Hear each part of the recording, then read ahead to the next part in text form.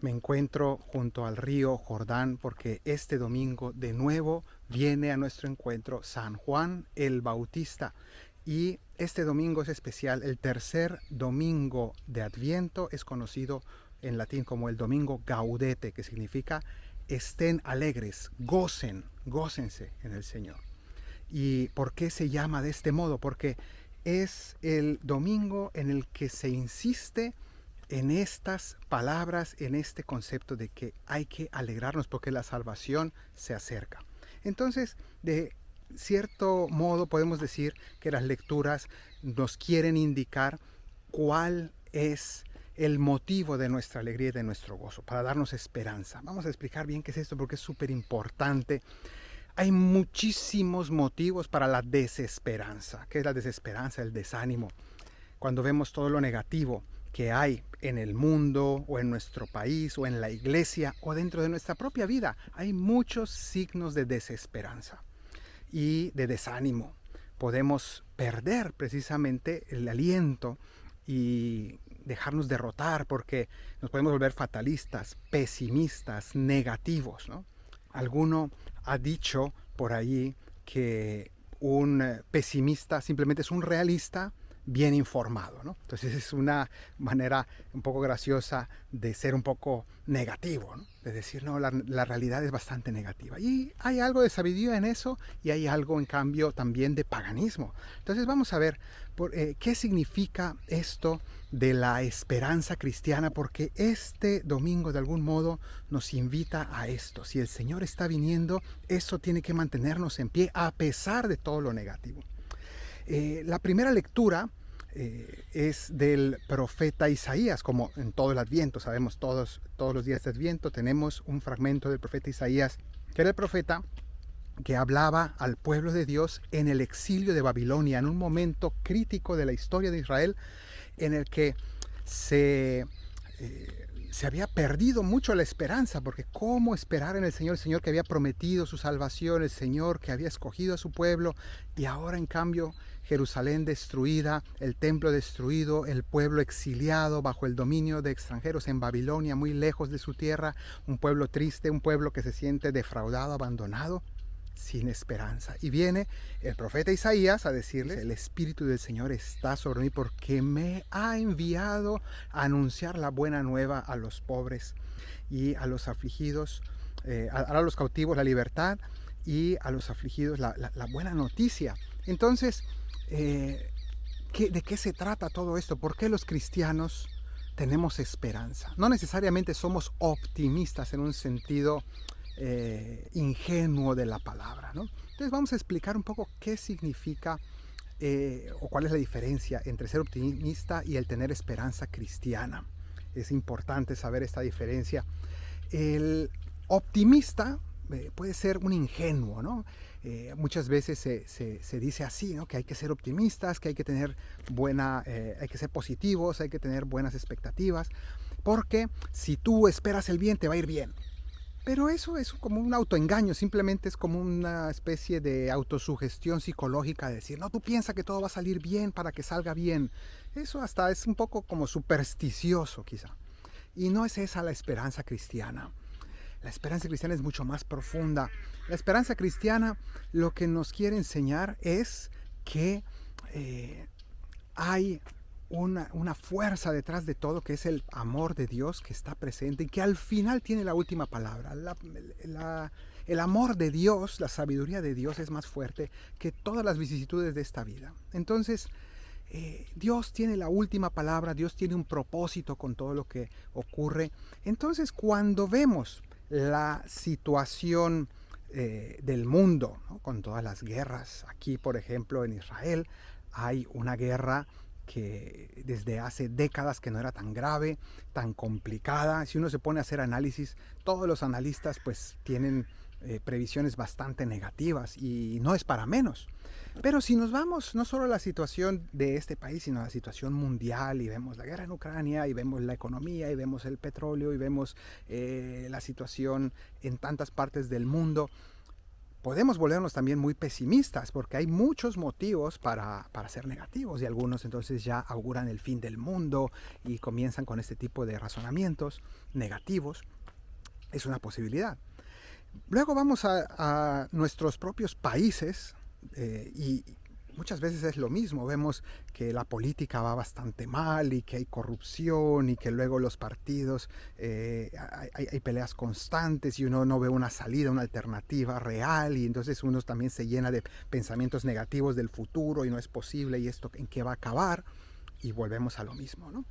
Lo mismo ocurre en el ámbito de la fe, la iglesia, ¿no? Tantos problemas en las últimas décadas ha habido cosas terribles en el ámbito de la iglesia, de escándalos y de cosas, y entonces hay gente que está todos los días escuchando todos los comentarios negativos contra el Papa, contra los obispos, contra la conferencia episcopal de tal país europeo, y empiezan a oír una cantidad de cosas de nuevo pesimismo, y pesimismo podemos ir sumando.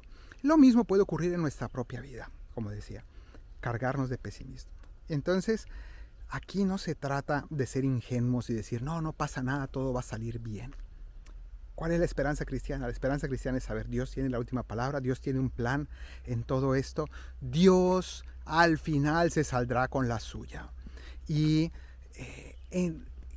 teniendo esa certeza, todos los problemas que nos toca atravesar, todas las dificultades, todos los sufrimientos del mundo, de la iglesia, de nuestra propia vida, de nuestro propio país, tiene un propósito, y el Señor al final, con su amor, tenemos que dejar que Él obre, porque al final Él sacará el bien más grande. A través del dolor llegará a triunfar el amor. Entonces, sabiendo esto, no es que estamos pensando todo va a salir bien como nosotros planeamos. Probablemente va a salir mal. Probablemente muchas cosas van a fallar. Probablemente muchas cosas que nos gustarían que ocurrieran no van a ocurrir así. Pero a pesar de eso, seguimos con un gozo profundo de saber que si estoy con Dios, todo va bien. Y que de la mano de Dios, incluso si las cosas salen mal, al final serán para un bien mayor.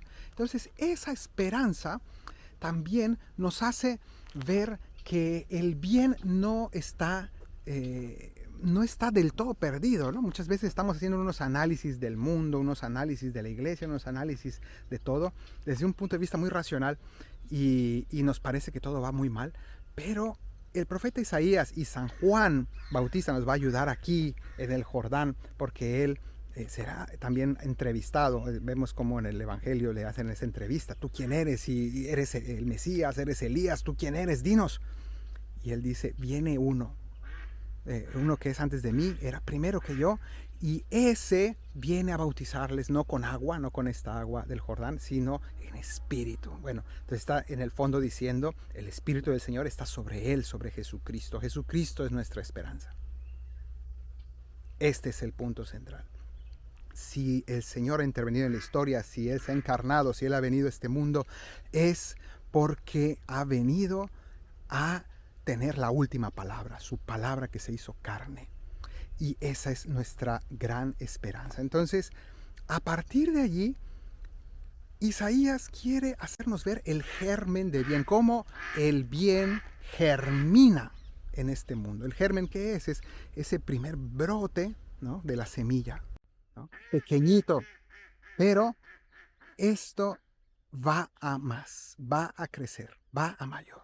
Entonces nuestros ojos hay que adiestrarlos, hay que acostumbrarlos a abrirlos bien para encontrar el germen de Dios, el germen de bien que va germinando en todos lados, en los corazones. ¿Cuánta gente dice, no, es que qué mal está la juventud, y qué mal, mira la música tan mala que hay actualmente, y mira la cantidad de pecado, y mira todo lo malo que hay en internet, y mira, y no vemos todo el bien que hay y todas las cosas positivas que también hay, el germen de bien. Lo que pasa es que el mal hace más ruido, ¿no?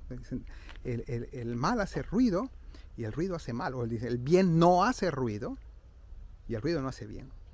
Pero el bien es silencioso, pero es real. Entonces, el abrir nuestros ojos para ver cuántas cosas buenas surgen aquí y allá entre la juventud. cuántas cosas buenas ocurren también en nuestra iglesia y cuántas cosas también se están purificando dentro de nuestra iglesia que eran necesarias quitar. Y también eso está ocurriendo. Y entonces acostumbrar nuestros ojos a ver que las crisis que existen en el mundo y en nuestros países y en nuestra vida tienen un propósito y que no está todo perdido. Entonces, esa es la verdadera esperanza cristiana, y por eso el cristiano, en medio de tantas malas noticias, en medio de tantos malos augurios, puede seguir caminando gozoso, alegre. Alégrate en el Señor, te lo repito, estén alegres, porque necesitamos esta esperanza cristiana para seguir caminando. De lo contrario, pues nuestra vida sería una depresión continua. Y qué negativo es esos cristianos que creen que son más fieles a Dios si están más molestos, si están hablando siempre de lo negativo, de los fallos de tal sacerdote, de tal doctrina incorrecta, y que están todo el tiempo con lo negativo. Entonces, cuando hay todo ese pesimismo, esa negatividad, es que no estamos teniendo verdadera fe en la acción de Dios y solamente estamos viendo lo humano. Es como cuando Pedro, aquí en el lago de Galilea, se empezó a hundir después de haber caminado sobre las aguas. ¿Por qué? Porque empezó a ver la magnitud de las olas, la fuerza del viento, y no vio a Cristo. Entonces es exactamente lo mismo. Entonces hoy escuchemos a Isaías, que nos manda a ver cómo germina el bien. Nos manda también Juan el Bautista a ver a Cristo, que es el que viene detrás de él y que es el verdadero grande. A él hay que ver, en él está nuestra esperanza, y por eso nosotros nos mantenemos firmes, gozosos en el Señor. Que el Señor te bendiga desde Sion, el que hizo cielo y tierra, en el nombre del Padre, y del Hijo, y del Espíritu Santo. Amén.